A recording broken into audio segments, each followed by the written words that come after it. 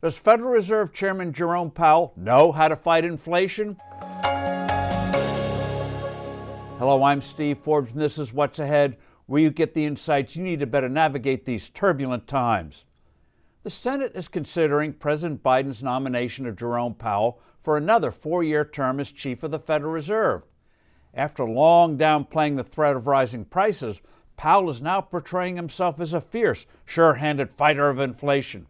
Well, maybe he's gotten religion on the subject. But the core question for investors is clear. Does he know how to do the job without throwing a wrench into the economy and sending it into a recession?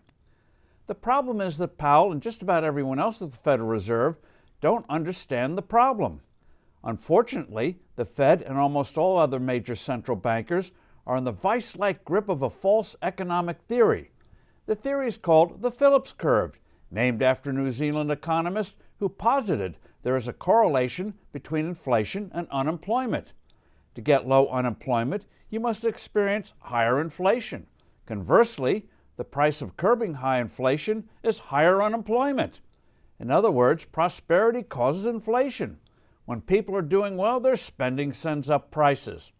Now, real-world experience, as well as the findings of at least 7 Nobel Prize-winning economists, demonstrate the error of the Phillips curve. Yet it remains wholly writ among central bankers, especially at the Federal Reserve. The price surges we're experiencing now are largely the fault of the deep disruptions the pandemic inflicted on the infinitely complex processes of making things and providing services. The result is shortages. Compounding the problem is all the money Washington and the Fed shoveled out to mitigate the crisis. Lots of cash, not enough product. The two profound flaws of Phillips and his numerous disciples are first, confusing cause and effect, and second, not grasping the real nature of inflation.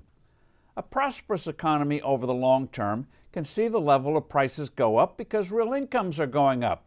For instance, the cost of a haircut in a poor country like Cambodia will be far less than in a very rich country like Singapore.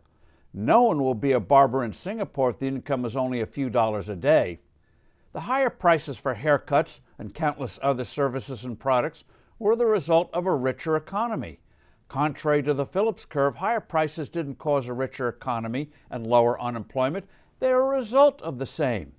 The true nature of inflation is when a currency loses value.